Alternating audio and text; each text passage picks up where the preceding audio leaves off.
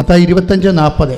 രാജാവ് മറുപടി പറയും, സത്യമായി ഞാൻ നിങ്ങളോട് പറയുന്നു, എൻ്റെ ഏറ്റവും എളിയ ഈ സഹോദരന്മാരിൽ ഒരുവന് നിങ്ങൾ ഇത് ചെയ്തു കൊടുത്തപ്പോൾ എനിക്ക് തന്നെയാണ് ചെയ്തു തന്നത്. ഇതിന് വരുന്ന വിഷയം ഈ കൃപാവര പ്രവൃത്തി എങ്ങനെ ചെയ്യണത്, അതാണ് 25:40. ആ വചനം ഒന്ന് വായിച്ചേ. മത്തായി സുവിശേഷം. സത്യമായി ഞാൻ നിങ്ങളോട് പറയുന്നു, സത്യമായി ഞാൻ നിങ്ങളോട് പറയുന്നു, എൻ്റെ ഏറ്റവും എളിയ ഈ സഹോദരന്മാരിൽ ഒരുവന്, എൻ്റെ ഏറ്റവും ചെറിയ സഹോദരന്മാരിൽ ഒരുവന് നിങ്ങൾ ഇത് ചെയ്തു കൊടുത്തപ്പോൾ എനിക്ക് തന്നെയാണ് ചെയ്തു തന്നത്. അപ്പൊ ഇതാണ് കൃപാവര പ്രവൃത്തി എന്ന് പറയണത്. എന്താ വെച്ച് കഴിഞ്ഞാല് ക്രിസ്തുവിന് തന്നെ നമ്മൾ ചെയ്ത് കൊടുക്കുകയാണ് ഡയറക്റ്റായിട്ട്. അതെങ്ങനെയാണ്? ക്രിസ്തുവിൻ്റെ നാമത്തിൽ ആണ് നമ്മൾ ഏറ്റവും എളിയ സഹോദരന് ചെയ്ത് കൊടുക്കുന്നത്. ഇതിനകത്ത് എന്താ നമുക്ക് വേണ്ടത്? 2 കാര്യങ്ങൾ വേണം. എന്ത് വേണം? ക്രിസ്തുവിനോടുള്ള സ്നേഹം വേണം, ആ സഹോദരനോടുള്ള സ്നേഹം വേണം. 2 സംഭവം വേണം. വിശ്വാസം മാത്രം പോരാ. 2 കാര്യം. കൃപാവര പ്രവർത്തിക്ക് 2 കാര്യം വേണം. എന്തൊക്കെ വേണം? ഒന്ന്, ക്രിസ്തുവിനോടുള്ള സ്നേഹം വേണം. രണ്ടാമത്തത് സഹോദര സ്നേഹം. നിങ്ങൾക്ക് എന്താ സംഭവിച്ചിട്ടുണ്ട്? നിങ്ങൾക്ക് മാതാവിനോടാണ് കൂടുതൽ സ്നേഹം വേണ്ടത്. This is wrong. അല്ല, അതല്ല സംഭവം. അമ്മ എന്താ ചെയ്യണത്? ഇപ്പം അമ്മ ചെയ്തിരിക്കണത് അവൻ പറയണത് പോലെ ചെയ്യുക. അതാ പ്രശ്നം. ഈ ചെയ്ത്താണ് കൃപാവര പ്രവൃത്തി എന്ന് പറയണത്. ഇപ്പം എനിക്കും നിനക്കും എന്താ? എൻ്റെ സമയം ഇനിയും സമാഗതമായിട്ടുണ്ട്. നമ്മുടെ പ്രശ്നങ്ങൾക്ക് വരാൻ പോകുന്ന വിഷയം ഒന്നും ദൈവത്തിന് അവിടെ റോളില്ല എന്നാണ്.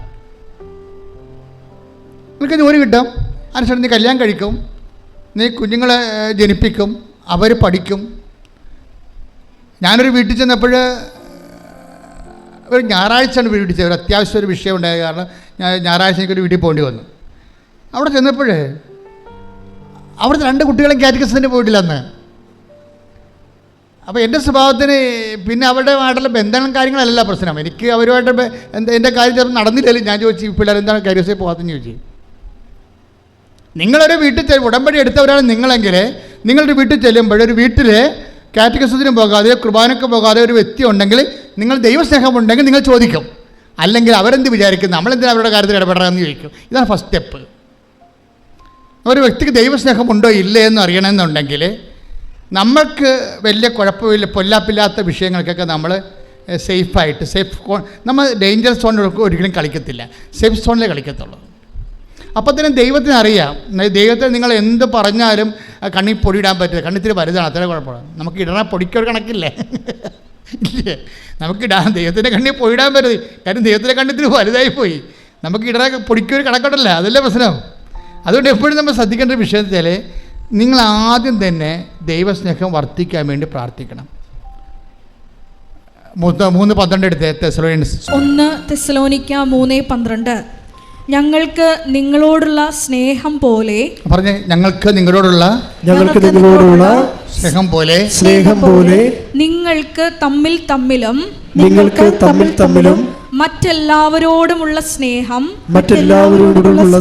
വളർന്ന് സമൃദ്ധമാകാൻ കർത്താവ് ഇടവരുത്തട്ടെ.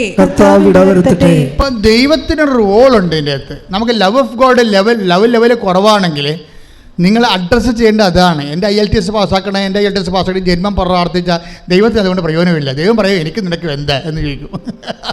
ഇതാണ് പ്രശ്നം. എൻ്റെ IELTS പാസ്സാക്കി എൻ്റെ വസ്തു വിൽക്കണേ, എനിക്ക് കല്യാണം നടത്തണേ, എനിക്ക് കുഞ്ഞുങ്ങളുണ്ടാകണമെന്ന് പറഞ്ഞാൽ മാത്രം ഇരുന്ന ദൈവം ചോദിക്കുന്ന ചോദ്യം എന്താണ്? എനിക്ക് നിനക്കും എന്താ? ഇവിടെ എന്താ പ്രശ്നം വെച്ച് കഴിഞ്ഞാൽ ആദ്യം ലവ് ലെവൽ വർദ്ധിപ്പിക്കണം. ടെക്നിക്കലായിട്ടാണ് ഉടമ്പടി സമീപിക്കേണ്ടത്. ലവ് ലെവലിൽ അതെന്തിനാണ്? ദൈവത്തോടുള്ള സ്നേഹം വേണം, നമുക്ക് പരസ്പര സ്നേഹം ഉണ്ടാകണം. അത് പിന്നെ എന്ത് ചെയ്യണം? പരസ്പര സ്നേഹം ഉണ്ടെന്നും പറഞ്ഞുകൊണ്ട് it is N ongoing process. എന്താ എഴുതിയിരിക്കണത്? വളർന്ന് ഞങ്ങൾക്ക് നിങ്ങളോടുള്ള സ്നേഹം പോലെ, എന്ന് പറഞ്ഞേ, ഞങ്ങൾക്ക് നിങ്ങളോടുള്ള സ്നേഹം പോലെ നിങ്ങൾക്ക് തമ്മിൽ തമ്മിലും മറ്റെല്ലാവരോടുമുള്ള സ്നേഹം വളർന്ന് സമൃദ്ധമാകാൻ കർത്താവ് ഇടവരുത്തട്ടെ. അപ്പൊ സ്നേഹം കുറഞ്ഞാൽ അതിനകത്ത് റോള് ദൈവത്തിനുണ്ട്, ഉറപ്പല്ലേ? അപ്പം നിങ്ങൾ പ്രാർത്ഥിക്കുമ്പോൾ നിങ്ങളുടെ ലവ് ലെവൽ വർദ്ധിക്കാൻ വേണ്ടി അതിനെ ടാർഗറ്റ് ചെയ്യണം. നിങ്ങൾ ടാർഗറ്റ് ചെയ്യണത് പക്ക മെറ്റീരിയൽ വിഷയമാണ്. ദൈവത്തിന് എൻ്റെ അടുത്ത് റോളൊന്നുമില്ല. എനിക്ക് നിനക്കും എന്ത് എന്ന് ചോദിക്കുന്നതിൻ്റെ കാരണം അതാണ്. അപ്പോൾ എനിക്ക് നിനക്ക് എന്തെന്ന് ചോദിക്കുമ്പോൾ തന്നെ ഒരു മെറ്റീരിയൽ ബെനിഫിറ്റ്സ് നമുക്ക് ലഭിക്കുന്നതിനോടുള്ള കർത്താവിൻ്റെ നിലപാട് it is very evident, it is clear. അറിഞ്ഞ് കളിക്കണം കേട്ടോ. ഈ കളി ഉടമ്പടി ഒരു കളിയാണ്. അവിടെ നമ്മൾ ഇൻവെസ്റ്റ് ചെയ്യുമ്പോൾ സൂക്ഷിച്ച് കൈകാര്യം ചെയ്യണം. കാര്യം ഒരു മെറ്റീരിയൽ ബെനിഫിറ്റ്സ് മാത്രമാണ് ഉദ്ദേശിക്കണമെന്നുണ്ടെങ്കിൽ കർത്താവിൻ്റെ നിലപാട് എന്താണ്? Between us what is it, എനിക്കും നിനക്കും എന്ത്, പിന്നെ എന്താണ്, എൻ്റെ സമയം ഇനിയും സമഗതമായിട്ടില്ലല്ലോ. ഈ ഒരു പ്രശ്നത്തെയാണ് മറിയം ഓവർടേക്ക് ചെയ്യണത്. ഈ നമ്മൾ മറിയത്തെ വിളിക്കുന്ന ഒരു പേരുണ്ട്, എന്താണ്? ബോധജ്ഞാനത്തിൻ്റെ അതെന്താ കാര്യം? ഇവർ പരിശുദ്ധാത്മ ഫുൾ ഓഫ് ഗ്രേസ് അല്ലേ, ഇവർ കൃപ നിറഞ്ഞവളല്ലേ. അതുകൊണ്ട് കൃപ നിറഞ്ഞു കഴിഞ്ഞാൽ അതിൻ്റെ ജ്ഞാനം അറിയാൻ പറ്റും. ഇതിലെങ്ങനെയാണ് ഇങ്ങനെ ഒരു വിഷയമുണ്ട്, അതിനെ എങ്ങനെയാണ് കൗൺട്രാക്ട് ചെയ്യണമെന്ന് അറിയാൻ പറ്റും. അതാണ് നമ്മൾ ജ്ഞാനപരം എന്ന് പറയണത്. അവർ മാലാഖ തന്നെ അവരെ കാണുമ്പോൾ സമയത്ത് പറഞ്ഞത് എന്താണ്? Hail Mary full of grace, കൃപ നിറഞ്ഞവൾ. കൃപ നിറഞ്ഞാൽ തന്നെ അതിൻ്റെ അർത്ഥം ജ്ഞാനപരം അതിൻ്റെ സമൃദ്ധി നിൽക്കുകയാണ്. അപ്പോൾ അതുകൊണ്ട് ഒരു ഇഷ്യൂ ഉണ്ടായപ്പോൾ എൻ്റെ പ്രോബ്ലം, വേറൊരു പ്രശ്നമുണ്ട്. ഞങ്ങളുമൊക്കെ നിങ്ങളോട് ജ്ഞാനപരത്തിലാണ് ഉപദേശം തരണത്. പക്ഷെ എന്താ പ്രശ്നം വെച്ച് കഴിഞ്ഞാൽ, ഇപ്പം ഞാൻ ചിലരോട് പറയും, പ്രശ്നമായ വഴക്കായ സാരമില്ല, നീ തന്നെ ഇറങ്ങിപ്പോകുന്ന ആളല്ലേ, നീ മര്യാദയ്ക്ക് കഴിച്ചെല്ലാം പറയും. ഞാൻ എത്ര പറയത്തുള്ളൂ, പിന്നെ ചാപ്റ്റർ ക്ലോസ് ചെയ്ത് കളയും. കാരണം അൾത്താറയിൽ 2 മിനിറ്റല്ലേ കിടത്തുള്ളൂ. അപ്പോൾ ഇവിടെ തന്നത്തെ ഇറങ്ങിപ്പോയാണെന്ന് എനിക്കറിയത്തില്ല. കർത്താവിനോട് പറയും ഇവിടെ തന്നത്തെ ഇറങ്ങിപ്പോകുന്നതാണ് വഴക്കുണ്ടാക്കിയത്. അപ്പോൾ അത് ഞാൻ പറയും, നീ തന്നത്തെ ഇറങ്ങിപ്പോയ ആളല്ലേ, നീ തന്നെ പോയിക്കൊള്ളാൻ പറയും, നീ തന്നെ റെസെറ്റ് ചെയ്യാൻ പറയും. പക്ഷേ ഇവിടെ ജന്മം കൊണ്ട് പോകത്തില്ല. കാര്യം ഇവർക്ക് ചമ്മലല്ലേ, കാര്യത്തിൽ ഇവിടെ തന്നത്തെ ഇറങ്ങിപ്പോയതാണ്. അപ്പം നമ്മളവിടെ എളിമപ്പെടണം. എളിമപ്പെട്ടിട്ട് സോറി പറയാൻ ബാധ്യസ്ഥമാണ്. പക്ഷേ ഈ അഹങ്കാരം ഹുങ്ക് പിടിച്ച സാധനം ഈ ജന്മത്തെ സോറി പറയത്തില്ല. കാരണം മർക്കടം മുട്ടിയാണ്.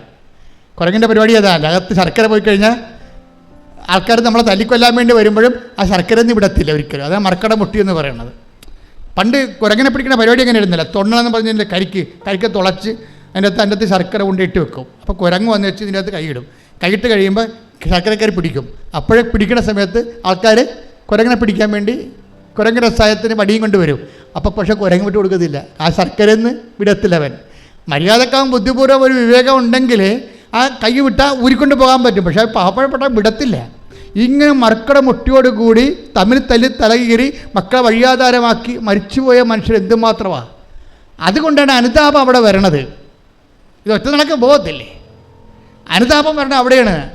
ഈ വിഷയത്തിൽ നിനക്ക് അനുതാപം ഉണ്ടാകണമെന്ന് ദൈവം ആഗ്രഹിക്കുന്നുണ്ട്. അനുതാപം എന്ന് പറഞ്ഞാൽ എന്താണ്? നിന്റെ ജീവിത വിഷയത്തിൽ നിന്നേക്കാൾ വലുതായിട്ട് ക്രിസ്തുവിനെ കാണുന്നതാണ് അനുതാപം. ശ്രദ്ധിക്കട്ടെ. ഹല്ലേലൂയ.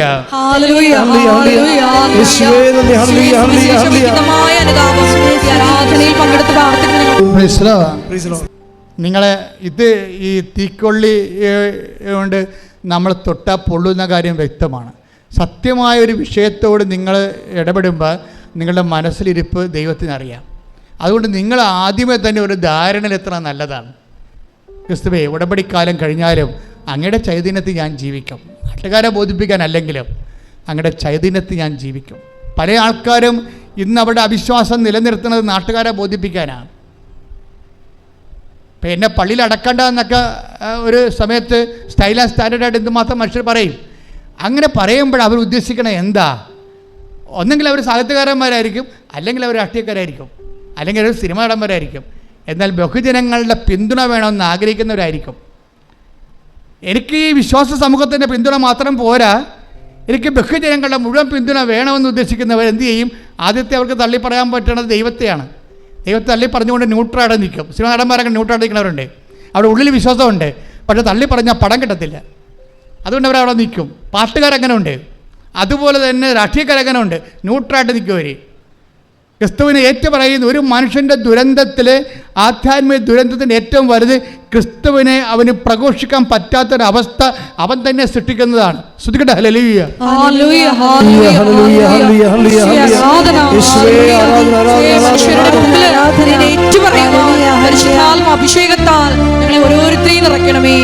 ഈ സൽപ്രവൃത്തികളുടെയും നീതീകരണത്തിൻ്റെയൊക്കെ ഒരു വിഷയം എന്ന് പറയുന്നത് ഇത് ഏതെങ്കിലും ഒക്കേഷനിൽ ചെയ്തു വരണ സംഭവമല്ല.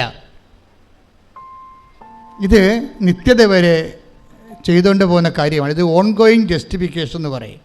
എന്ന് വെച്ച് കഴിഞ്ഞാൽ ഒരു തുടർ നീതീകരണ പ്രക്രിയ. അതെന്തും പറയുകയാണ്, എവിടെയാണ് ഇത്? നമുക്ക് IELTS പാസ്സായ പോരാ, കാനഡയിൽ പോകാനേ പറ്റത്തുള്ളൂ. കാനഡ കഴിഞ്ഞ രാജ്യങ്ങളുണ്ട്, അതിൻ്റെ പേര് ദൈവരാജ്യം എന്നാണ്. ശ്രദ്ധിക്കട്ടെ. ഹല്ലേലൂയ. അവസാന നീതീകരണം ലഭിക്കണവരെ ഒരു ആത്മാവ് അസ്വസ്ഥമായിരിക്കും. സത്യമായ ദൈവത്തെ കണ്ടെത്തിയ മനുഷ്യർ അവസാനത്തെ നീതീകരണം കിട്ടുന്നത് എപ്പോഴാണ്? 25:34. അനന്തരം രാജാവ് തന്റെ വലതുഭാഗത്തുള്ളവരോട് അരുളി ചെയ്യും, എന്റെ പിതാവിനാൽ അനുഗ്രഹിക്കപ്പെട്ടവരെ, വരുവിൻ. ലോകസ്ഥാപനം മുതൽ നിങ്ങൾക്കായി സജ്ജമാക്കിയിരിക്കുന്ന രാജ്യം അവകാശപ്പെടുത്തുവിൻ. ഇതാണ് ലാസ്റ്റ് ജസ്റ്റിഫിക്കേഷൻ. നിങ്ങൾക്കായി ഒരുക്കിയിരിക്കുന്ന രാജ്യം അവകാശപ്പെടുത്താൻ പറയണത് വരെ we are in the process of justification. നീതികണ്ഠത്തിൻ്റെ പ്രോസസ്സാണ്. അച്ഛൻ എന്താ ഇങ്ങനെ പറയണമെന്ന് ചോദിച്ചു കഴിഞ്ഞാൽ, നിങ്ങളൊരു ഒക്കേഷണൽ ജസ്റ്റിഫിക്കേഷന് വേണ്ടി കുറച്ച് സൽപ്രവർത്തികൾ ഇപ്പം ചെയ്യുകയാണ്. ഇതിനകത്ത് വരുന്നവർ ഇതുകൊണ്ട് ഉടമ്പടി ലാഗ് ചെയ്യണതിൻ്റെ കാരണം, 1, നിങ്ങൾ ഇതുകൊണ്ട് അവസാനിപ്പിക്കാൻ പോകുന്ന ദൈവത്തിന് അറിയാം. 2, നിങ്ങളിത് ചെയ്യണ ദൈവസ്നേഹത്തോടെ അല്ല. അപ്പോൾ പിന്നെ ഇത് ഓവർകം ചെയ്യാനുള്ള മാർഗം എന്താണ്? ദൈവത്തോട് നേരത്തെ മുൻകൂർ ജാമ്യം പറയണം. ഞാൻ ഇതുകൊണ്ട് ക്രിസ്തീയ ജീവിതം അവസാനിപ്പിക്കത്തില്ല, ഞാൻ ദൈവസ്നേഹത്തോട് മാത്രമേ എൻ്റെ ജീവിതം ചെയ്യത്തുള്ളൂ. പക്ഷേ ഇങ്ങനെ നൗ ആൻഡ് ദെൻ ആയിട്ടൊരു വ്യക്തിക്ക് അത് ഐഡിയലല്ല. നൗ ആൻഡ് ദെൻ അപ്പോഴും ഇപ്പോഴൊക്കെ ആയിട്ട് കുറച്ച് സൽപ്രവർത്തികൾ ചെയ്ത് അത് ഫങ്ഷനായിട്ട് മാറ്റാം. പക്ഷേ മിഷനായിട്ടാണ് ഇത് വരേണ്ടത്. എന്താ കാര്യം വെച്ച് കഴിഞ്ഞാൽ, നാം ഇപ്പം ക്രിസ്തീയ ജീവിതം യോഹന്നാന്റെ സുവിശേഷം 14:15 എടുത്ത് ശ്രദ്ധിക്കട്ടെ. ഹല്ലേലൂയ, ഹല്ലേലൂയ, ഹല്ലേലൂയ, ഹല്ലേലൂയ, ഹല്ലേലൂയ. യേശുവേ നന്ദി, ഹല്ലേലൂയ, ഹല്ലേലൂയ. യേശുവേ സ്തുതി. 14:15. നിങ്ങൾ എന്നെ സ്നേഹിക്കുന്നുവെങ്കിൽ, നിങ്ങൾ എന്നെ സ്നേഹിക്കുന്നുവെങ്കിൽ എന്റെ കൽപ്പന പാലിക്കും. അടുത്ത വചനം വായിച്ചേ. ഞാൻ പിതാവിനോട് അപേക്ഷിക്കുകയും എന്നേക്കും നിങ്ങളോട് കൂടെ ആയിരിക്കാൻ മറ്റൊരു സഹായകനെ അവിടുന്ന് നിങ്ങൾക്ക് തരികയും ചെയ്യും. അപ്പോൾ 1, ഈ കാര്യങ്ങളെല്ലാം 14-15 അനുസരിച്ചാണ് ചെയ്യേണ്ടത്. എന്താണ്? ദൈവസ്നേഹത്തോടെയാണ് ചെയ്യേണ്ടത്. അങ്ങനെ ദൈവസ്നേഹത്തോട് ചെയ്തു കഴിഞ്ഞാൽ ക്രിസ്തു നമ്മളിൽ വസിക്കുന്നത് അവൻ്റെ ആത്മാവോട് കൂടിയായിരിക്കുമെന്നാണ് കർത്താവിൻ്റെ വെളിപ്പെടുത്തൽ, വചനത്തിൻ്റെ വെളിപ്പെടുത്തൽ. പ്രാർത്ഥിക്കുക. കർത്താവായ ദൈവമേ, അപ്പോഴും ഇപ്പോഴും നല്ല പ്രവൃത്തികൾ ചെയ്യുന്ന കാര്യം കാണാനുള്ള കാര്യപരിപാടിയേക്കാൾ സത്യസന്ധമായി ജീവിതം സുവിശേഷ സ്നേഹത്താൽ ദൈവസ്നേഹത്തോടെ പുനഃക്രമീകരിച്ചുകൊണ്ട് കൃപയിൽ നിറയുവാൻ വളരുവാൻ എന്നെ അഭിഷേകം ചെയ്യട്ടെ.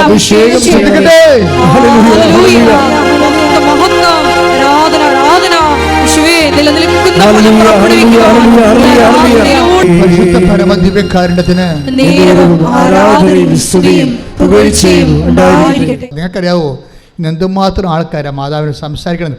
അവിടെ പ്രാർത്ഥന തന്നെ സ്നേഹത്തിൻ്റെ സംസാരമാക്കി മാറ്റി. അപ്പം അവിടെ ദൈവസ്നേഹം കൂടി ലവ് ലെവൽ വർദ്ധിപ്പിച്ചു. ഇത് ഉടമ്പടി പെട്ടെന്ന് കത്താനുള്ളൊരു മാർഗ്ഗമാണിത്. എന്താണ്? നിങ്ങളുടെ ലവ് ലെവൽ വർദ്ധിപ്പിക്കണം. ലവ് ലെവൽ വർദ്ധിപ്പിക്കുമ്പോൾ ഒരു കുഴപ്പമുണ്ട്. എന്താ പ്രശ്നം? നിങ്ങളുടെ വെറുപ്പ്, വിദ്വേഷം, പക, ചതി, അഹങ്കാരം, മുൻകോപം, കലഹം, ഭിന്നത, അതെല്ലാം മാറ്റേണ്ടി വരും. പക്ഷെ അതെല്ലാം മാറ്റേണ്ടി വരുമെന്ന് പറയുമ്പോഴേ നിങ്ങൾക്കറിയാമല്ലോ, ക്രിസ്തുവിൻ്റെ വചനങ്ങൾ, ചില വചനങ്ങൾ അച്ഛൻ പറഞ്ഞിട്ടുണ്ട് ഭയങ്കര കഠിനമാണെന്ന്, അല്ലേ? ക്രിസ്തുവിൻ്റെ വചനങ്ങൾ കഠിനമല്ല സംഭവം എന്ന് വെച്ച് കഴിഞ്ഞാൽ, ദൈവസ്നേഹം ഇല്ലാതെ ചില വചനങ്ങളെ ക്രാക്ക് ചെയ്യാൻ പറ്റത്തില്ല. കാര്യം ഇതിനകത്ത് ദൈവത്തെ കാണണ്ടേ. ഇപ്പം നിന്നോട് ചണ്ട കൂടി നിൻ്റെ ഉടുപ്പ് കരസ്ഥമാക്കാൻ ഉദ്യമിക്കുന്നവന് അവനിൽ പോലും അവനെന്താ കൊടുക്കേണ്ടത്? മേലങ്കി കൂടി കൊടുക്കാൻ. കാര്യം എന്താണ്? ഇവനെ ക്രിസ്തുവായിട്ടാണ് നമുക്ക് കാണേണ്ടത്. മനസ്സിലായ? ക്രിസ്തുവിൻ്റെ വേറെ എന്നെ വിശുദ്ധിയിൽ വളർത്താൻ, എന്നെ കൃപയിൽ ഉയർത്താൻ ക്രിസ്തു വേറെ ഒരു വേഷമായി എന്നെ പരിപാലിക്കുകയാണ്. ഇത് ഭയങ്കരമാണ്. ഇതുകൊണ്ടാണ് നീ ശത്രുവിനെ പോലും ഐഡൻറ്റിഫൈ ചെയ്യണമെന്ന് പറയണത്, അല്ലേ? അങ്ങനെ വചനമില്ലേ? ശത്രുവിനെ സ്നേഹത്തെക്കുറിച്ച് പറയുമ്പോൾ ശ്രദ്ധിക്കട്ടെ മക്കളെ, ശ്രദ്ധിക്കട്ടെ. ഹല്ലേലൂയ, ഹല്ലേലൂയ, ഹല്ലേലൂയ, ഹല്ലേലൂയ, ഹല്ലേലൂയ. യേശുവേ നന്ദി. ഹല്ലേലൂയ ഹല്ലേലൂയ ഹല്ലേലൂയ ഹല്ലേലൂയ ഹല്ലേലൂയ. സുവിശേഷം 5:43 എടുത്തേ. അയൽക്കാരനെ സ്നേഹിക്കുക, പറഞ്ഞേ. അയൽക്കാരനെ സ്നേഹിക്കുക, ശത്രുവിനെ ദ്വേഷിക്കുക, ശത്രുവിനെ ദ്വേഷിക്കുക എന്ന് പറഞ്ഞിട്ടുള്ളത് നിങ്ങൾ കേട്ടിട്ടുണ്ടല്ലോ. നിങ്ങൾ കേട്ടിട്ടുണ്ടല്ലോ. എന്നാൽ ഞാൻ നിങ്ങളോട് പറയുന്നു, ശത്രുക്കളെ സ്നേഹിക്കുവിൻ, ശത്രുക്കളെ സ്നേഹിക്കുവിൻ, നിങ്ങളെ പീഡിപ്പിക്കുന്നവർക്ക് വേണ്ടി പ്രാർത്ഥിക്കുവിൻ, നിങ്ങളെ പീഡിപ്പിക്കുന്നവർക്ക് വേണ്ടി പ്രാർത്ഥിക്കുവിൻ. അങ്ങനെ നിങ്ങൾ നിങ്ങളുടെ സ്വർഗസ്ഥനായ പിതാവിന്റെ മക്കളായി തീരും. ഇതൊരു ഭയങ്കര ഗോസ്പൽ മെക്കാനിസമാണ്. ദൈവത്തിന്റെ ലക്ഷ്യം എന്താണ്? നിങ്ങളെ സ്വർഗസ്ഥനായ പിതാവിന്റെ മക്കളാക്കുകയാണ്. അല്ലാതെ അവരോട് ക്ഷമിച്ചിട്ട് നാണം കെടുക്കുക എന്നുള്ളതിലാണ് നിങ്ങൾ പ്രാധാന്യം കൊടുക്കുന്നത്. ഇല്ലേ? നമ്മളെ തന്തയ്ക്ക് വിളിച്ച് എൻ്റെ അടുത്ത് പോയി നമ്മൾ പിന്നെ അങ്ങോട്ട് ക്ഷമിക്കാനല്ല പറഞ്ഞിരിക്കുന്നത്. അപ്പോൾ നമ്മൾ ഓർക്കുന്നത് എന്ത് പരിപാടി, അവൻ പിന്നെ നമ്മൾ കളിയാക്കത്തില്ലേ? അപ്പം നമ്മളെ മാനുഷികതയാണ് നമ്മൾ അവിടെ അഡ്രസ്സ് ചെയ്യണത്. ക്രിസ്തു നമ്മുടെ മാനുഷികത അല്ല അഡ്രസ്സ് ചെയ്യണത്. എന്താ പറയുന്നത്? നിങ്ങളെ അങ്ങനെ ചെയ്താൽ നിങ്ങൾ ദൈവരാജ്യത്തിൻ്റെ മക്കളായി മാറുമെന്നാണ്. എന്താ പ്രശ്നം വെച്ച് കഴിഞ്ഞാൽ, നമ്മുടെ ലവ് ലെവൽ വർദ്ധിപ്പിക്കാൻ വേണ്ടി ഒരു ശത്രുവിൻ്റെ വേഷം കൊണ്ട് ദൈവം വരികയാണ്. ദൈവം തന്നെയാണത്, മനസ്സിലായില്ലേ? അത് വളരെ ശ്രദ്ധിച്ചാൽ മനസ്സിലാകും. ആധ്യാത്മിക ജ്ഞാനം വേണം ഈ വിഷയത്തിൽ. വെച്ചാൽ നമ്മളെ ദൈവഭൈതലാക്കാൻ വേണ്ടി എന്താ ചെയ്തത്? ദൈവം എന്ത് വേഷം കെട്ടാനും തയ്യാറാണ്. അതിലൊരു വേഷമാണ് ശത്രുത എന്ന് പറയുന്നത്. നിങ്ങൾ ചണ്ട കൂടുന്ന വേഷം. ചിലപ്പോൾ അതിൻ്റെ അകത്ത് ജ്ഞാനപരമുള്ളവൻ. അതുകൊണ്ടാണ് ക്രിസ്തു മിണ്ടാതിരിക്കുകയോ എപ്പോഴും കുരിശിൽ പോരും. എന്താ കാര്യം? ഇതെല്ലാം പിതാവാണെന്ന് ഈശോയ്ക്ക് അറിയാമായിരുന്നു.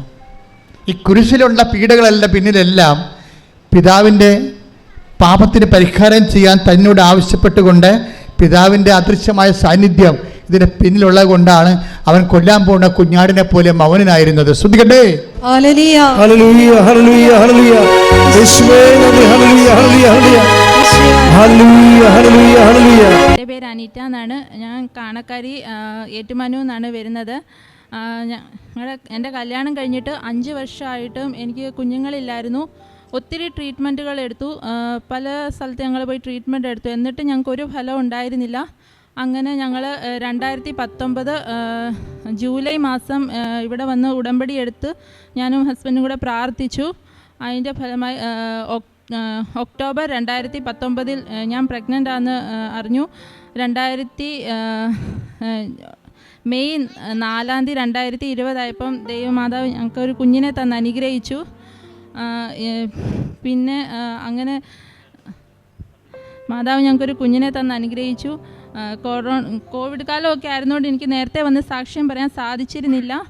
പിന്നെ ഇവിടെ വന്നിട്ട് ഞാൻ മാതാവിൽ ഒത്തിരി ആത്മീയമായിട്ട് ഒത്തിരി എനിക്ക് വളർച്ചയുണ്ടായിട്ടുണ്ട്. അതുപോലെ തന്നെ ഞങ്ങൾക്ക് രാജസ്ഥാനിൽ സ്വന്തമായിട്ടൊരു വീടുണ്ടായിരുന്നു. ആ വീട് മമ്മി റിട്ടയർമെൻ്റ് ആയി കഴിഞ്ഞിട്ടും ആ വീട് വിൽക്കാൻ ഞങ്ങൾ ഒത്തിരി ആഗ്രഹിച്ചു. പക്ഷേ ആരും നല്ല വില തരുന്നില്ലായിരുന്നു. അങ്ങനെ ഞങ്ങൾ മാതാവിനോട് വന്ന് പ്രാർത്ഥിച്ച് മമ്മി ഉടമ്പടിയൊക്കെ എടുത്ത് പ്രാർത്ഥിച്ചായിരുന്നു. അത് കഴിഞ്ഞ് മമ്മിയുടെ സെപ്റ്റംബർ 2020 മമ്മി റിട്ടയർമെൻ്റ് ആകുകയും ഡിസംബർ മാസം ഞങ്ങളുടെ വീട് നല്ല വിലയ്ക്ക് ഞങ്ങൾ വിൽക്കാൻ മാതാവ് ഇടവരുത്തി. അങ്ങനെ ഞങ്ങൾക്കിപ്പം നാട്ടിലും ഒരു വീട് പണിയാൻ അമ്മ മാതാവ് സഹായിച്ചു. അതിനാൽ അമ്മ മാതാവിന് 1000 നന്ദിയും സ്തുതിയും സമർപ്പിക്കുന്നു. എൻ്റെ പേര് ഫിലോമിന ജോസ്. ഞാൻ എറണാകുളം അങ്കമാലി അതിരൂപതയിലെ മാണിക്യമംഗലം ഇടവകയിൽ നിന്ന് വരുന്നു. എനിക്ക് പറയാനുള്ള സാക്ഷ്യം, എനിക്ക് 10-30 വർഷമായിട്ട് ഭയങ്കര ഒരു തലവേദന ഉണ്ടായിരുന്നു. ആ തലവേദന ഇവിടെ ഉടമ്പടി എടുക്കാതെ തന്നെ ഇവിടെ വന്ന തലവേദന എനിക്ക് മാറിക്കിട്ടി. ഞാൻ പോകാത്ത ആസ്പത്രികളോ സ്ഥലങ്ങളോ ഇല്ല. അതുപോലെ തന്നെ ഞാൻ ഉടമ്പടിയിൽ 6 നിയോഗങ്ങൾ സമർപ്പിച്ചിട്ടുണ്ടായിരുന്നു. 6 നിയോഗങ്ങളിൽ ഒരു നിയോഗമായിരുന്നു എൻ്റെ മകളെ വിവാഹം കഴിച്ച വീട്ടിൽ 10-16 വർഷമായിട്ട് ഭാഗാധാരം നടക്കാതെ ഇങ്ങനെ കിടക്കായിരുന്നു. അതുവഴി അവരുടെ സഹോദരങ്ങൾ തമ്മിൽ ഭയങ്കര വൈരാഗ്യവും വഴക്കുമൊക്കെ ആയിരുന്നു. ഞാൻ ആ നിയോഗം വെച്ചു. ഇവിടെ നിന്ന് കൊണ്ടുപോയ ഉപ്പ് എൻ്റെ മരുമകനോട് ഞാൻ പറഞ്ഞു, ഒരു കാര്യം ചെയ്യാം, നിങ്ങളുടെ സ്ഥലത്തോടത്തോളം വരുന്ന സ്ഥലത്ത് വിശ്വാസ പ്രമാണം ചൊല്ലി ആ ഉപ്പ് നിങ്ങളുടെ സ്ഥലത്ത് ഇടാൻ പറഞ്ഞു. അങ്ങനെ കൊണ്ടുപോയി ഇട്ട് ഒരാഴ്ചയ്ക്കുള്ളിൽ അവരുടെ ഭാഗാധാരം നടന്നു. അതുപോലെ തന്നെ എൻ്റെ മകള് മാൾട്ടയിൽ ജോലി ചെയ്യുന്നു. ഈ കൊറോണയും ഇതൊക്കെ വന്നതുകൊണ്ട് വീട്ടിലേക്ക് വരാനോ എടുക്കാനോ പറ്റുന്ന 2 കുട്ടികളുണ്ട്. അങ്ങനെ വരാതെയൊക്കെ ആയപ്പോഴത്തേക്കും മരുമകന് ഭയങ്കര സംശയമായി. അവളെ വിളിക്കാറില്ല, പറയാറില്ല.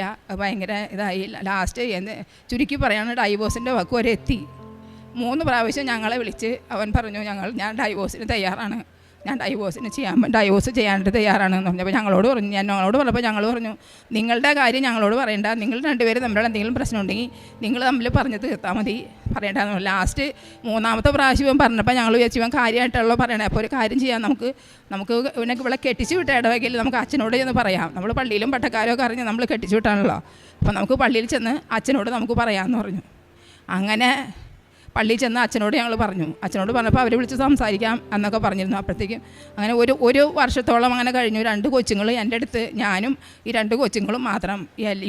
ഇവൻ കൊച്ചുങ്ങളെ കാണാൻ വരെയോ സംസാരിക്കുകയോ ഇവളായിട്ട് സംസാരിക്കുകയോ ഫോൺ ചെയ്താൽ പോലും ഇവൻ എടുക്കില്ല. അങ്ങനെ ഭയങ്കര പ്രശ്നമായി. ലാസ്റ്റ് ഞാൻ പരിശുദ്ധ അമ്മയോട് പ്രാർത്ഥിച്ച് ജനുവരി 13-ാം തീയതി, അന്ന് അവളുടെ ബർത്ത്ഡേയും കൂടിയാണ്, രാത്രി ഇവൻ തന്നെ വിളിച്ച് അവളോട് മാപ്പ് പറഞ്ഞ് എൻ്റെ പേര് തന്നെയാണ് തെറ്റ്, എൻ്റെ പേരിലൊന്ന് തെറ്റാണെന്ന് പറഞ്ഞ് അങ്ങനെ അവളിപ്പോൾ സൗഹാർദ്ദമായിട്ട് ജീവിക്കുന്നു. അതുപോലെ തന്നെ എൻ്റെ മകൾ യു കെയിലേക്ക് പോകാനായിട്ട് ഒരു വിസയ്ക്ക് വേണ്ടി അപേക്ഷിച്ചു. അവൾ മാൾട്ടയിൽ ഇപ്പോൾ ജോലി ചെയ്യാണ്.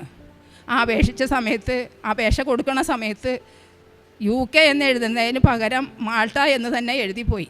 അങ്ങനെ ആ ഒരു പെശക് വന്നതുകൊണ്ട് അതും അവിടെ ഇവിടെ പോലീസ് സ്റ്റേഷനിൽ വന്നപ്പോഴാണ് അത് അറിയണത്. അങ്ങനെ വന്ന് 30 ദിവസം കഴിഞ്ഞു. ഉടനെ ആ മാസം 24-ാം തീയതി അവൾക്ക് ഇൻ്റർവ്യൂ ആണ്. ഇത് യാതൊരു നിവൃത്തിയില്ല. അപ്പം അല്ല, ഇങ്ങനൊരു തെറ്റ് പറ്റിപ്പോയി അമ്മച്ചി, ഇനി എന്താ ചെയ്യണേന്ന് പറഞ്ഞു. ലാസ്റ്റ് അവൾ പറഞ്ഞു അമ്മ ആരെങ്കിലും രാഷ്ട്രീയക്കാരെ ആരെങ്കിലും ഡാഡി ഇവിടെ ഭർത്താവിനാണെങ്കിൽ പറഞ്ഞിട്ട് ഇങ്ങനെ ഇത് പറഞ്ഞു കഴിഞ്ഞപ്പോൾ പറഞ്ഞു രാഷ്ട്രീയക്കാരെങ്കിലും കണ്ടു കഴിഞ്ഞാൽ ശരിയാവും എന്ന് പറഞ്ഞിട്ട് അങ്ങനെ ഇവിടെ വന്ന് എഴുതി കൊടുത്ത് ലാസ്റ്റ് ഇവിടെ വന്ന് അവിടെ നിന്ന് 33 പ്രാവശ്യം ഞാൻ പ്രത്യക്ഷീകരണ പ്രാർത്ഥന ചൊല്ലി 33 പ്രാവശ്യം. അവൾക്ക് ആകെ പിന്നെയുള്ള വഴി അവളിവിടെ വരാ എന്നുള്ളതാണ്. ഇവിടെ വരണമെങ്കിൽ ഒരാഴ്ച പിടിക്കും അന്ന് സാധനം കിട്ടണമെങ്കിൽ. അപ്പോൾ ഞാൻ മോള് വരേണ്ടി വരില്ല, ഞാൻ മാതാവിനോട് പ്രാർത്ഥിക്കണുണ്ടെന്ന് പറഞ്ഞു. അങ്ങനെ 33 പ്രാവശ്യം ഞാൻ വിശ്വാസ പ്രമാണം ചൊല്ലി, ഇത് പ്രത്യക്ഷീകരണ പ്രാർത്ഥന ഞാൻ 33 പ്രാവശ്യം ചൊല്ലി. 33-ാമത്തെ പ്രാവശ്യം ഞാൻ പ്രത്യക്ഷ പ്രമാണം ചൊല്ലി തീരുന്നതിന് മുൻപേ എൻ്റെ മകളുടെ കോൾ വന്നു. UK നിന്ന് അവർ വിളിച്ചിട്ട് പറഞ്ഞു നീ ഒരു കാരണവശാലും നീ നാട്ടിലേക്ക് പോകണ്ട, നിനക്ക് ഒത്തിരി പൈസ ചിലവാകും, നമുക്ക് ഇത് തന്നെ വെച്ച് നമുക്ക് ചെയ്യാം. അങ്ങനെ ചെയ്തു. ഇപ്പം ഈ ഭർത്താവും അവളുടെ ഭർത്താവും 2 കുട്ടികളും കൂടെ ഇവിടെ പോകാനും ഒരുങ്ങണു. UK പോകാനായിട്ട് ഒരുങ്ങുള്ളൂ. UK പോകാനായിട്ട് ഒരുങ്ങണു. എല്ലാം അതുകൂടാതെ ഒത്തിരി അനുഗ്രഹങ്ങൾ മാതാവ് ഞങ്ങൾക്ക് ഞങ്ങളുടെ ജീവിതത്തിൽ തന്നിട്ടുണ്ട്. എൻ്റെ പേര് അൽഫോൻസ. ഞാൻ എറണാകുളം അങ്കമാലി മുഴിക്കുള ഇടവകയിൽ നിന്ന് വരുന്നു. ഞാൻ 24/3/2019 അമ്മയുടെ അടുത്ത് വന്ന് ഞാൻ ഉടമ്പടി എടുത്തു. എൻ്റെ മകൾ ഓസ്ട്രേലിയക്ക് പഠിക്കാൻ വേണ്ടി പോകാൻ ആഗ്രഹിച്ചു. അവളെ കൊണ്ടുവന്ന് IELTS ക്ലാസ്സിൽ ചേർത്തു. ക്ലാസ്സിലിരിക്കാൻ പറ്റില്ല, പഠിക്കാൻ കിട്ടുന്നില്ല എന്ന് പറഞ്ഞാൽ അവൾ തിരിച്ചു പോന്നു. ഞാൻ മാതാവിനോട് മുട്ടിപ്പായി പ്രാർത്ഥിച്ചു, മാതാവ് എൻ്റെ മകൾക്ക് അമ്മയുടെ ഹിതം ഈശോയുടെ ഹിതമാണെങ്കിൽ IELTS പാസ്സാകാനൊരു കൃപ തന്ന് അവളെ അനുഗ്രഹിക്കണമെന്ന് പ്രാർത്ഥിച്ചു. പക്ഷേ ക്ലാസ് അറ്റൻഡ് ചെയ്യാതെ തന്നെ ആദ്യത്തെ പ്രാവശ്യം തന്നെ IELTS തന്ന് അവളെ അനുഗ്രഹിച്ചു. അതുപോലെ തന്നെ അവളുടെ വിസ വരാനായി കുറച്ച് താമസം വന്നു കഴിഞ്ഞപ്പോഴും വിസയ്ക്ക് ഡേറ്റ് ഇട്ട് ഞാൻ പ്രാർത്ഥിച്ചു. സഞ്ചാരി മാതാവ് കൃപാസനം പ്രസാദർ മാതാവ് സഞ്ചാരി മാതാവാണെന്ന് അറിയാവുന്നതുകൊണ്ട് മാതാവ് ഓസ്ട്രേലിയയിൽ ചെന്ന് ആ വിസ പേപ്പർ എടുത്ത് പ്രവർത്തിച്ച് വിസ ലഭിക്കുമെന്ന് പൂർണ്ണമായി വിശ്വസിച്ചതിൻ്റെ പേരിൽ ഞാൻ ഡേറ്റ് ഇട്ട് പ്രാർത്ഥിച്ചു. 12/2/2020 ആ ഡേറ്റിലെങ്കിലും വിസ കിട്ടിയാലേ 20-ാം തീയതി പോകാൻ പറ്റത്തുള്ളൂ. മാതാവ് ആ ഡേറ്റിൽ തന്നെ വിസ തരണേന്ന് പ്രാർത്ഥിച്ചു. ആ ഡേറ്റിൽ തന്നെ മാതാവ് വിസ തന്ന് അവളെ അനുഗ്രഹിച്ചു. എൻ്റെ 2ാമത്തെ മകൾ ഇതുപോലെ ന്യൂസിലൻഡിൽ ഡെലിവറി സമയത്ത് ഒരാഴ്ച മുമ്പ് വാട്ടർ ബ്രേക്കായി പോയി. ഡോക്ടർ പറഞ്ഞു ഇനി ഓപ്പറേഷൻ അല്ലാതെ മറ്റൊരു മാർഗ്ഗവും ഇല്ല. ഓപ്പറേഷൻ തിയേറ്റർ സജ്ജമാക്കി തുടങ്ങിയപ്പോഴേക്കും അവർ തിരിച്ചു വന്ന് നോക്കിയപ്പോൾ മകൾ നോർമൽ ഡെലിവറി നടന്നിരിക്കുന്നു. മാതാവിൻ്റെ മാത്രം വലിയ അനുഗ്രഹം കൊണ്ട് നടന്നതാണ്.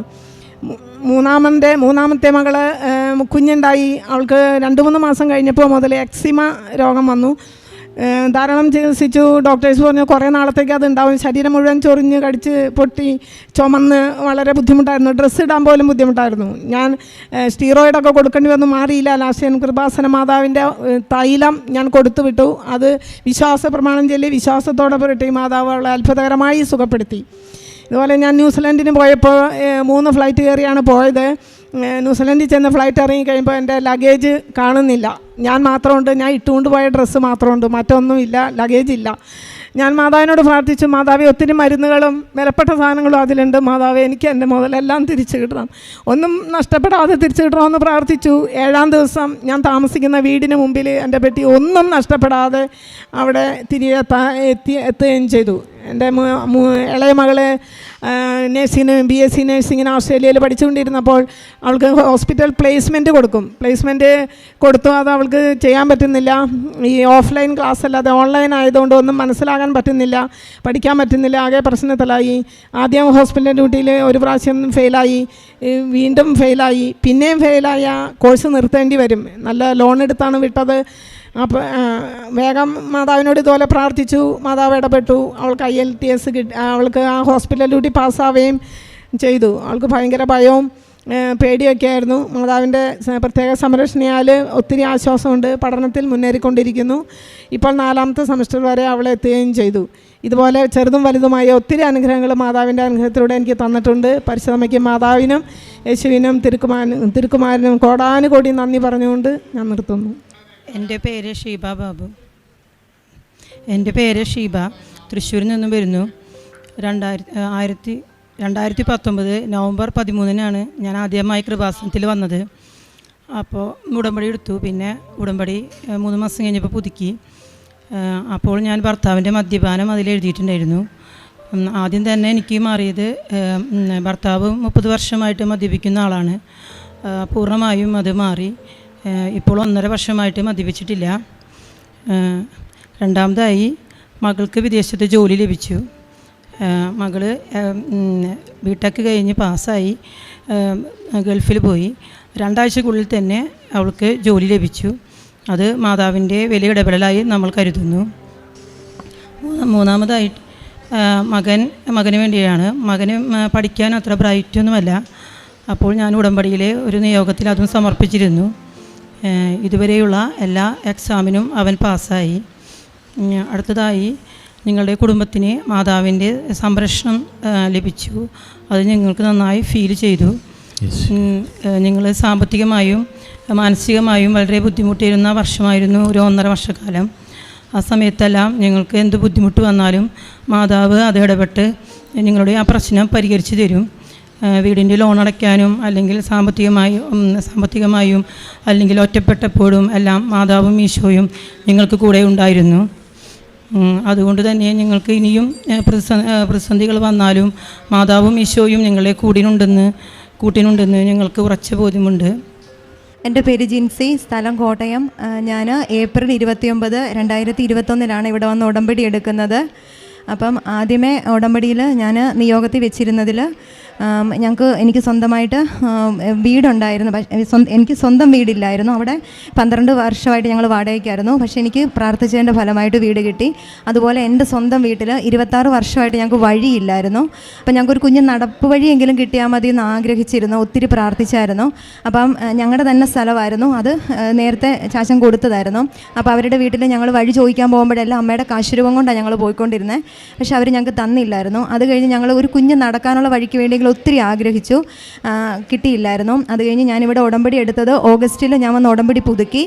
സെപ്റ്റംബറിൽ നല്ലതുപോലെ 8 നോയമ്പൊക്കെ എടുത്തു കഴിഞ്ഞപ്പം അവർ ഞങ്ങളെ ഇങ്ങോട്ട് വിളിച്ചിട്ട് പറഞ്ഞു, നിങ്ങൾക്ക് വഴിയല്ല 5 സെൻറ്റ് സ്ഥലം തരാമെന്ന് പറഞ്ഞു.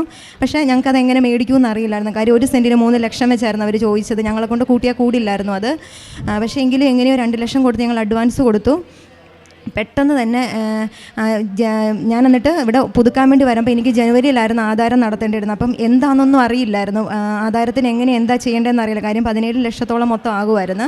അങ്ങനെ വിഷമിച്ച് നിൽക്കുന്ന സമയത്ത് കൊടുത്ത പൈസ പോകുമെന്നൊരു ഘട്ടം വരെ വന്നു, ജനുവരിയൊക്കെ ആയപ്പം. പക്ഷേ പ്രത്യക്ഷീകരണ പ്രാർത്ഥനയും കാശുരൂപം പിടിച്ചൊക്കെ എപ്പോഴും പ്രാർത്ഥിക്കുമായിരുന്നു. ഞാൻ പോലും പ്രതീക്ഷിക്കാതെ, എനിക്കറിയില്ല അതെങ്ങനെയാണ് നടന്നതെന്ന് എനിക്ക് ഇപ്പോഴും അറിയത്തില്ല. കറക്റ്റ് സമയത്ത് ആധാരം ഒരു കുറവും ഇല്ലാതെ ആധാരം നടന്നു. ഞങ്ങളുടെ സ്വന്തത്തിലുള്ളവരാണെങ്കിൽ പോലും അവരുടെ സ്വർണ്ണമായിട്ടും പിന്നെ അതുപോലെ തന്നെ ആ സമയത്ത് പലരും, ഇപ്പോഴും എനിക്കറിയില്ല ആരൊക്കെയാണ് വന്നതെന്ന്, സഹായിച്ചതെന്നും എനിക്കിപ്പോഴും അറിയില്ല.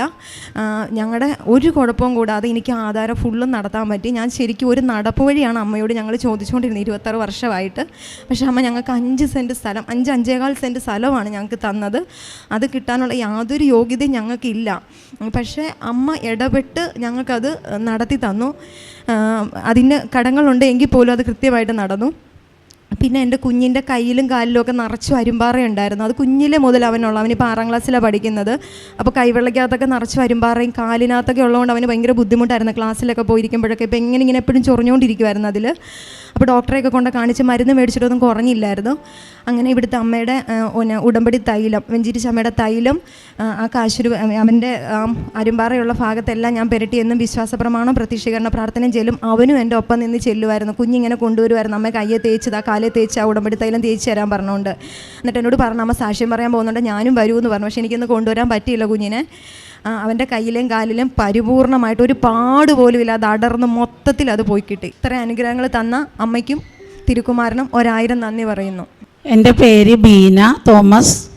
ഞാൻ തൃശ്ശൂർ ജില്ലയിൽ നിന്ന് അന്നമനട ക്രിസ്തുരാജ ദേവാലയത്തിലെ അംഗമാണ്. ഞാൻ 2021 ഡിസംബർ 1-ാം തീയതി വന്ന് ഉടമ്പടി എടുത്തു. എൻ്റെ ഭർത്താവ് തികച്ചും ഒരു മദ്യപാനിയായിരുന്നു. 50 വർഷത്തിലേറെ പഴക്കമുള്ള മദ്യപാനിയായിരുന്നു. പല സ്ഥലത്തും പ്രാർത്ഥനയ്ക്കും ധ്യാനത്തിനും ഒക്കെ ഞാൻ കൊണ്ടുപോയി. മദ്യകുടി മാറാനുള്ള മരുന്നുകളും കഴിച്ചു. പഴയതുപോലെ 3-4 ദിവസം കഴിയുമ്പോൾ പഴയ സ്ഥിതിയിലേക്ക് തന്നെ ആൾ തിരിച്ചെത്തും. ഉടമ്പടി എടുത്ത് ഞാൻ ഇവിടെ നിന്ന് പോയി 3 ദിവസം 4 ദിവസം ആയപ്പോഴേക്കും മദ്യം കഴിച്ച് ഭക്ഷണം കഴിച്ചുകൊണ്ടിരിക്കലേ പെട്ടെന്നൊരു നെഞ്ചുവേദന വന്നു. എൻ്റെ മനസ്സിൽ പറഞ്ഞു, എൻ്റെ അമ്മ ഇടപെടണതായിരിക്കുള്ളൂ അതെന്ന്. അടുത്തുള്ള ഹോസ്പിറ്റലിൽ കൊണ്ടുപോയി, കാർഡിയോളജിനെ കാണിക്കാൻ അവിടുന്ന് വേറെ ഹോസ്പിറ്റലിൽ കൊണ്ടുപോയി. അവിടെ ഇല്ലാണ്ടായപ്പോൾ വേറൊരു ഹോസ്പിറ്റലിലേക്ക് കൊണ്ടുപോയി.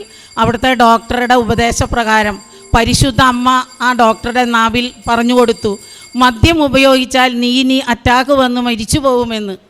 ആ ഒരു സംസാരത്തിലൂടെ 50 വർഷത്തിലേറെ പഴക്കമുള്ള മദ്യപാനം മാറി. 5 മാസമായി കഴിക്കില്ല, തൊടില്ല, ഒന്നും ചെയ്യില്ല. രണ്ടാമതായി എൻ്റെ മകൾ ജനറൽ നേഴ്സിംഗ് പഠിച്ച കുട്ടിയാണ്. അവളോട് ഞാൻ എപ്പോഴും പറയും, IELTS എഴുതുമോളെ, OET എഴുതുമോളെ എന്ന് പറയും. അപ്പോൾ പറയും, അമ്മയ്ക്ക് പറയാൻ എളുപ്പമാണ് അമ്മേ, ഞാൻ IELTS 10 പ്രാവശ്യം എഴുതിയാൽ പോലും ഞാൻ കയറിപ്പോരുന്നു, എനിക്ക് ഉറപ്പില്ല. അപ്പം അമ്മ പറഞ്ഞത് കൊണ്ട് കായില്ല. അപ്പം ഞാൻ എന്തു പറഞ്ഞു, ഉടമ്പടി എടുത്ത് കാശുരൂപ ഉള്ള കയ്യിൽ കൊടുത്തു. മോളി ഈ കാശുരൂപം പിടിച്ച് പരിശുദ്ധ അമ്മ മോളെ കരം പിടിച്ച് രക്ഷിച്ചോളും. മോളി ഈ കാശുരൂപം പിടിച്ച് ക്ലാസ്സിൽ പൊക്കോ, ക്ലാസ്സിൽ 1.5 മാസം കഴിഞ്ഞപ്പോൾ പരീക്ഷയ്ക്ക് നീ ഡേറ്റ് എടുത്തോ, നിന്നെ പരിശുദ്ധ അമ്മ രക്ഷിച്ചോളും മോളെ, നിന്നെ കരം പിടിച്ച് അമ്മ കൈ ഉയർത്തിക്കോളും എന്ന് പറഞ്ഞു. ഫസ്റ്റ് പ്രാവശ്യം തന്നെ പരീക്ഷ എഴുതി അവൾ നല്ല മാർക്കോടുകൂടി പാസ്സായി. UK പോയി. ഇപ്പോൾ 1.5 മാസമായി അവൾ ജോലി ചെയ്യുന്നു. അതെൻ്റെ പരിശുദ്ധ അമ്മയുടെ ഇടപെടൽ മാത്രമാണ്. മൂന്നാമതായി എൻ്റെ മകളുടെ കുഞ്ഞ് 2.25 വയസ്സായിട്ടും ഒന്നും മിണ്ടില്ല. അവൻ്റെ കാര്യങ്ങൾ നടത്താൻ നമ്മുടെ കൈമ പിടിച്ചു വലിച്ചു കൊണ്ടുപോയി ആംഗ്യം കാണിച്ചു തരും. അങ്ങനെ കണ്ടു വിഷമിച്ച് ഞാൻ ഉടമ്പടിയിൽ അതും വെച്ചിട്ടുണ്ടായി, അവനൊന്ന് സംസാരിക്കണേന്ന്. ഇപ്പോൾ അവൻ അപ്പൻ, അമ്മ, മാങ്ങ, ചേച്ചി, പപ്പ, മമ്മി എന്നൊക്കെ എല്ലാ വാക്കുകളും ഓരോന്ന് പറയുന്നുണ്ട്. 3ഉം പരിശുദ്ധ അമ്മയുടെ കരങ്ങൾ വഴി എൻ്റെ ഭവനത്തിലേക്ക് അനേകം നന്മകൾ, ഈ പറഞ്ഞതൊന്നല്ല, അതിനേലും ചെറുതും വലുതുമായ ഒരുപാട് നന്മകൾ ഈ 2021 ഡിസംബർ 1-ാം തീയതി ഇവിടെ നിന്ന് ഉടമ്പടി എടുത്തു പോയതിന് ശേഷം അമ്മ അനവധി അനുഗ്രഹങ്ങൾ നൽകി അനുഗ്രഹിച്ചിട്ടുണ്ട്.